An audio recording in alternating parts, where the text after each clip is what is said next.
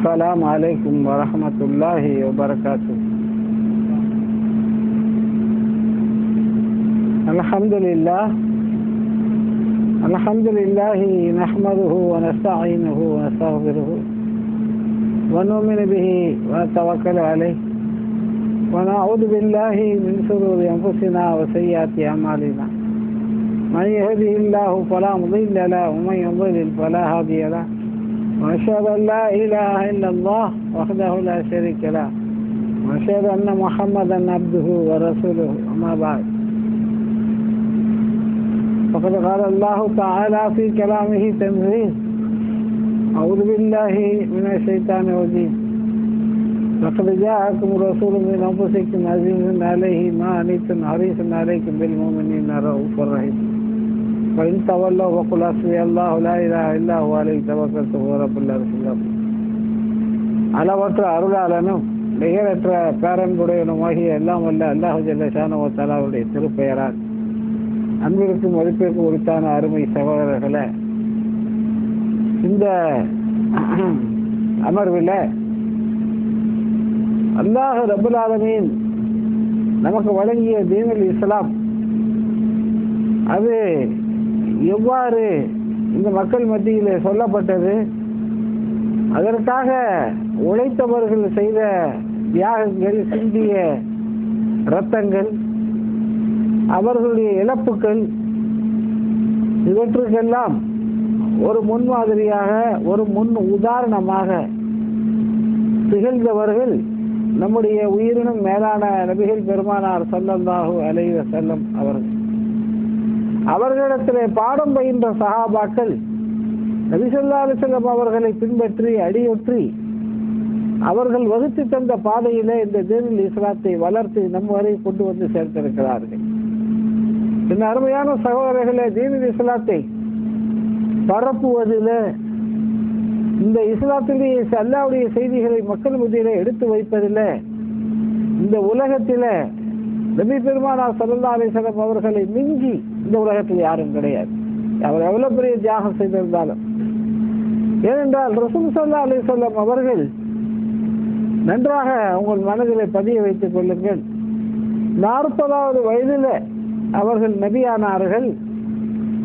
எத்தனாவது வயதில் மௌத்தானார்கள்? 63வது வயதில் மௌத்தானார்கள். 23 வருஷமும் அவர்கள் இடைவிடாமல் நபித்துவ பணியை மாத்திரம் செய்தார்கள். இடையில கேப் விட்டாங்களா? வாராந்திர லீவ் விட்டாங்களா? நமக்கு எல்லாம் டியூட்டியில என்ன செய்து வெள்ளிக்கிழமை லீவுல வாரத்தில் ஒன்றா லீவ் இல்லாமல் அதெல்லாம் உழைக்க முடியுமா? முடியாது. தாவா சென்டர்ல இருக்கக்கூடிய தாயிகள் முதற்கொண்டு வாரத்தில் ஒரு நாள் லீவு கேட்கறாங்க. அப்ப தாவாவுக்கு கூட என்ன இருக்குது? லீவு தேவைப்படுது. எப்பேற்பட்ட அஜர்த்துமார்கள், எப்பேற்பட்ட மேதைகள், எப்பேற்பட்ட எழுத்தாளர்கள், பேச்சாளர்கள் யாரா இருந்தாலும் அவங்க என்ன செய்யறாங்க? ஒரு 10 நாளைக்கு லீவை போட்டுக்கிட்டு போயிட்டு அதுக்கப்புறம் வந்து பணிகளை பார்த்துக்கறலாம். அல்லாஹ்வுடைய திருத்தூதருடைய இந்த அறப்பணியில ஒரு நாள், ஒரு வினாடி, ஒரு செகண்டு ரசூல் ஸல்லல்லாஹு அலைஹி வஸல்லம் அந்த பணியில இருந்து அவங்க வந்து விலகவே இல்லை. 24 மணி நேரமும் நபியாகவே இருந்தார்கள். 24 மணி நேரமும் அந்த இஸ்லாத்தை பற்றி சிந்தித்துக் கொண்டு இருந்தார்கள். அதற்காக அவர்கள் சந்தித்த காலகட்டங்கள், அவர்கள் கடந்து வந்த பாதைகள் எல்லாம் ஏராளம் ஏராளம் ஏராளம். எல்லாம் மனித குலத்திற்கு வழிகாட்டி. இஸ்லாத்துக்கு மட்டுமல்ல, நீங்கள் எந்த ஒரு கருத்தை பரப்ப வேண்டுமானாலும் அதற்கு முன்னுதாரணமாக ரசூல் ஸல்லல்லாஹு அலைஹி வஸல்லம் அவர்களை நீங்கள் பார்க்கலாம்.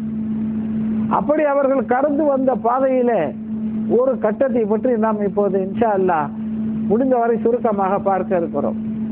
அது என்னவென்றால், ஹிஜ்ரத் செய்து மக்காவிலிருந்து மதீனாவிற்கு வந்து சேர்ந்த முஹாஜிர்கள் மீண்டும் தாங்கள் சொந்த ஊரான மக்காவுக்கு போக வேண்டும். அங்க இருக்கக்கூடிய கீர்த்தி மிக்க பழமை வாய்ந்த அந்த காபத்துல்லாவை தவாஃப் செய்ய வேண்டும், ஒரு உம்ரா செய்ய வேண்டும் என்ற ஆசை எல்லோருக்கும் இருந்து கொண்டே இருந்தது. ஆனால் அதற்கு வழி இல்லை. ஏனென்றால் காபத்துல்லா மக்கா என்பது எங்க இருக்கிறது? இப்ப ஜெருசலம் யூதருடைய கையில இருப்பது போல அன்றைக்கு மக்கா நகரம் குஃபார்களுடைய கையில இருந்தது. அதனால இவங்க போக முடியாது. இப்படிப்பட்ட சூழலில ஹிஜ்ரி 6வது ஆண்டு, ஹிஜ்ரி செய்து வந்து 6 ஆண்டுகளுக்கு பிறகு நபி ஸல்லல்லாஹு அலைஹி வஸல்லம் அவர்கள் ஒரு கனவு காணுகிறார்கள். அந்த கனவில் அவர்கள் என்ன பார்க்கிறார்கள் என்றால், தாங்கள் மக்கமா நகரத்திற்குள் நுழைவதாகவும் அங்க இருக்கக்கூடிய அந்த அல்லாஹ்வுடைய திருவீட்டை தவாபு செய்வதாகவும், தலையை மொட்டை அடித்து, சில பேர் மொட்டை அடிக்க, சில பேர் என்ன செய்ய முடியை வெட்ட, உம்ராவை நிறைவேற்றுவதை போல ஒரு கனவினை ரசூல் ஸல்லல்லாஹு அலைஹி வஸல்லம் பார்க்கிறார்கள். கனவு என்பது நம்மை பொறுத்தவரையிலும் பல பிரச்சனை இருக்குன்னா, நபிமார்களுடைய கனவு மாத்திரம் என்னது உண்மை, ஹக்கு, சத்தியம். அந்த அடிப்படையிலே கனவு கண்டு மறுநாள் காலையில தன்னுடைய தோழர்களிடத்தை சொல்லுகிறார்கள், நான் நேற்று இரவு கனவு கண்டேன், நாம் எல்லோரும் மக்காவுக்கு செல்லுகிறோம் என்று தாங்கள் கண்ட அந்த கனவை பற்றி சொல்ல சஹாபாக்களுக்கெல்லாம் ரொம்பவும் சந்தோஷமாகிவிட்டது. அந்த நாள் எப்போது வரும், இன்றைக்கு நாம் மக்காவை நோக்கி கிளம்பலாம், உள்ள போக முடியுமா, மக்காவுக்குள்ள விடுவானா, ஒருவேளை போர் நடந்துதான் போகணுமா, எப்படி செய்யறது, எப்படி நடக்க போகுதுங்கிறது தெரியாத நிலையில மகிழ்ச்சி அவங்களுடைய மனசுல என்னது, நம்ம பிறந்த ஊரை பார்க்க போறோம், போட்டுட்டு வந்த சொத்துக்கள் அப்படி கிளம்பி வந்தவங்க தானே. ஹிஜ்ரத்துன்னா என்ன அர்த்தம் தெரியுமா?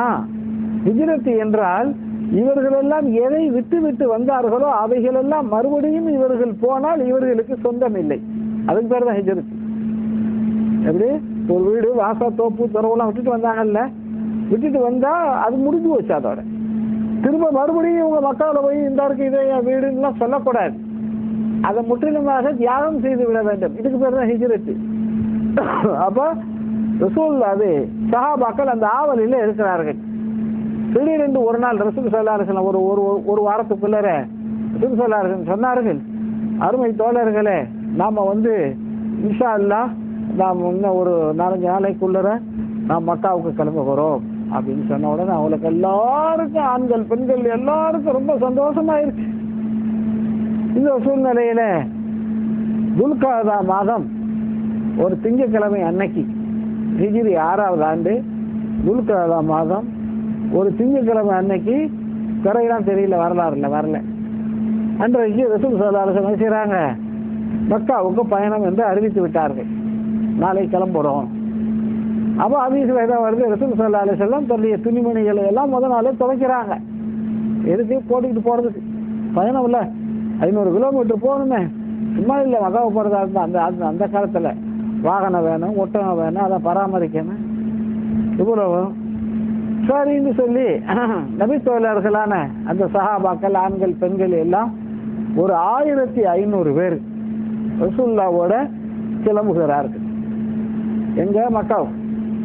அப்படி கிளம்பி ஒரு மதீனாவுடைய எல்லையில இப்போ ஒரு 3 கிலோமீட்டர் அல்ல 5 கிலோமீட்டர் இருக்கும், துல் ஹுலைஃபா என்று ஒரு இடம் இருக்குது. இப்பவும் ஏறாம் கட்டுறவங்க என்ன செய்வாங்க, மதீனாவிலிருந்து மக்காவுக்கு உம்ராவுக்கு மதீனா வழியாக வருபவர்கள் துல் ஹுலைஃபா என்ற இடத்துல தான் ஏறாம் கட்டுவார்கள். ஏன்னா ரசூலுல்லாஹ் அங்கதான் கட்டுனாங்க. அதனால அந்த துல் ஹுலைஃபா என்ற அந்த இடத்துல தங்கி இருந்து ஏறாம் கட்டி கொண்டு சாப்பாடு இதெல்லாம் சமைப்பாங்க.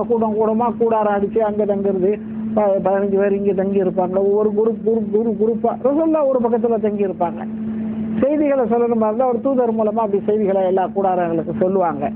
இந்த மாதிரி அடிப்படையில அவர்கள் துல் ஹுலைஃபா என்ற இடத்துல அவர்கள் தங்கி இருந்து குளித்து விட்டு ஏஹ்ராம் கட்டி, அதற்கு பிறகு அந்த காலத்துல எல்லாம் என்ன செய்வாங்க, இப்பெல்லாம் நம்ம என்ன செய்யறோம், பிளைட்ல ஏறுறோம், கார்ல போறோம், ஹஜ்ஜுக்கு போறதா இருந்தாலும் சரி, உம்ராவுக்கு போறதா இருந்தாலும் சரி, சும்மா தான் போறோம். இப்போ ஹஜ்ஜுக்கு செல்பவர்கள் என்ன செய்யணும், ஒரு குர்பானி கொடுக்கணும்.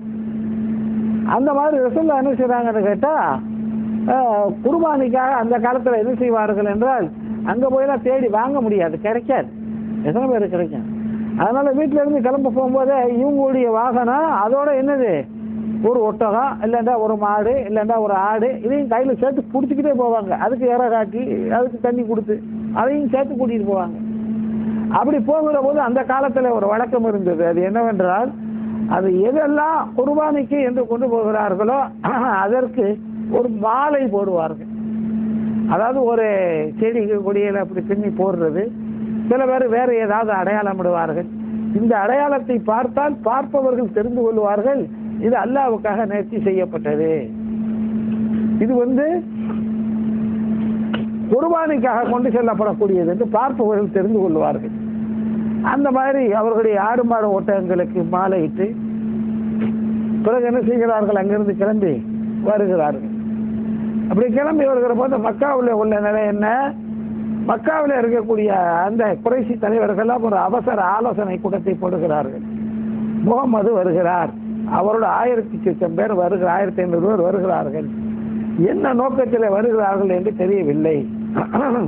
போர் நடத்த வருகிறார்களா, இந்த மக்கா நகரத்தை கைப்பற்ற வருகிறார்களா, இல்லை சாதாரணமா உம்ரா செய்யும் நோக்கத்தில் வருகிறார்களா என்னவென்று தெரியவில்லை.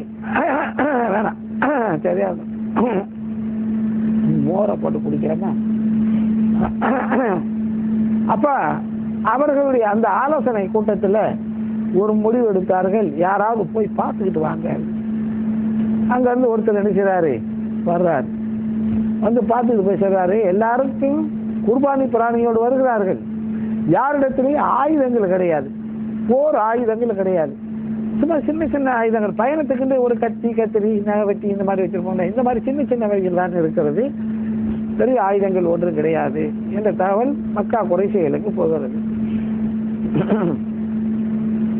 ரசூல் ஸல்லல்லாஹு அலைஹி வஸல்லம் கடந்து வருகிறார்கள். எப்படி 2-3 நாள் ஆகும்ல 500 கிலோமீட்டர் வர்றதுக்கு. அப்படி வந்து கொண்டு இருக்கிற போது ரசூலுல்லாஹ்க்கு ஒரு தகவல் வருகிறது, நாம் செல்லுகின்ற அந்த பாதையில் ஒரு போர் தளபதி கிட்டத்தட்ட 700 ஆயுதங்களோடு 700 போர் வீரர்களை தயார் செய்து கொண்டு இந்த வழியாகத்தான் அந்த கணவாய், இப்போ கணவாய்ன்னு சொன்னா என்னது, 2 மலைகளுக்கு இடையில உள்ள பாதை. இப்போ கிட்டத்தட்ட மேடும் பள்ளமா இருக்கிறதெல்லாம் உடைச்சிட்டாங்க. ஆரம்பத்தில் எப்படி இருந்துச்சு மக்கா, மக்கா எப்படி இருந்துச்சுன்னா நல்லா தெரிஞ்சுக்கிறீங்க, காபத்துல்லா இருக்குல்ல அது மட்டும்தான் தர, இன்னைக்கு காபத்துல்லா இருக்குல்ல அது மட்டும்தான் தர, மற்றபடி அதில் என்ன செய்யணும்னு கேட்டால் 4 பக்கமும் சின்ன சின்ன மலை, இந்த 2 மலைக்கடையிலேயே அந்த 2 மலைக்கடையில ஒரு பாதை போகும். இது யமன்ல இருந்து சிரியாவுக்கு போற பாதை. அப்புறம் இங்க குறுக்கால ஒரு பாதை போகும், இங்க இருந்து இங்க ஒரு பாதையில என்னது 2 பக்கம் மலை, அதுக்கடையில் நடந்து போகணும். இப்படி ஒரு பாதை போகும், இப்படி ஒரு பாதை போகும். இந்த நார் சந்தி இருக்குல்ல, நார் சந்தி என்று சொல்லுவாங்கல்ல, அந்த நார் சந்தின்னா அந்த 4 பாதைகளும் சந்திக்கும் இடம் இருக்குல்ல, அந்த இடத்துல தான் காபத்துல்லா. இன்னைக்கு அந்த மலையெல்லாம் உடைச்சிட்டாங்க, போறது பாதை கடினமான பாதை. இப்படி போய் கொண்டு இருக்கிற பொழுது ஒரு போர் தளபதி என்ன செய்யறாரு, 700 வீரர்களோடு உங்களை தாக்குவதற்கு இருக்கிறாருன்னு சொல்லி ஒரு தகவல் வருது ரசூலுல்லாஹ்வுக்கு. உடனே ரசூலுல்லாஹ் என்ன செய்யறாங்க, அந்த இடத்துக்கு போயிட்டாங்க. போய் அங்க போய் லுஹர் தொழுகிறாங்க. லுஹர் தொழுத உடனே அந்த தளபதி பார்த்தாரு. பார்த்துட்டு அதுக்கப்புறம் தான் அவருக்கு யோசனை வருது, அடாடா இந்த ஆளுங்க லுஹர் தொழுதாங்க, தொழும்போது ருக்குல சஜிதாவிலாம் யாரு பின்னால வர்றா யாரு முன்னால வர்றாலாம் இவங்களுக்கு தெரியாது. அந்த நேரத்தில் நம்ம இவங்க மேல அட்டாக் பண்ணி இருந்தோம்னா 1 நிமிஷத்துல எல்லா வேலையும் முடிஞ்சிடும், மிஸ் பண்ணிட்டோம், அடுத்து அசர் தொழுவாங்க, அசர் தொழுவ போகும்போது நம்ம அட்டாக் வச்சுக்குவோம் அப்படின்னு சொல்லிட்டு அவங்க எதிர்பார்த்து நிற்கிறாங்க. அந்த நேரத்தில் அல்லாஹ் ரப்பல் ஆலமீன் குர்ஆன்ல ஒரு சட்டத்தை கொடுக்குறான். சட்டம் இன்னைக்கு நமக்கும் அது சட்டம் இருக்குது. அது என்னவென்றால் போர்க்களத்திலே தொழுகை. போர்க்களத்தில் தொழுகிற தொழுகை என்னன்னா, ஒரு இமாம் தொழு வைப்பாரு, ஒரு குரூப் நின்று தொழுவாங்க, ஒரு குரூப் நின்று எதிரி வர்றானான்னு பார்த்துட்டு நிற்பாங்க. இவங்க 2 ரக்காத்து முடிஞ்ச உடனே அவங்க வந்துடுவாங்க, சும்மா நின்றாங்கல்ல இவங்க போய் ஜமாத்தை நின்றுக்குருவாங்க. இப்போ அவங்க காவல் கண்காணிப்பு பணியில ஈடுபடுவார்கள். இப்படி ஒரு சிஸ்டம் குர்ஆன்ல அல்லாஹ் என்ன செய்யறான், அவன் சட்டத்தை சொல்றான். இந்த சட்டம் உடனடியாக அருளப்பட்ட உடனே முஸ்லிம்கள் என்ன செய்வாங்க, அசர் தொலை, இந்த போர் தளபதி என்ன எதிர்பார்த்துட்டு இருக்காரு, அசர்லையும் அதே மாதிரி நிற்பாங்க, அட்டாக் பண்ணிடலாம்னு.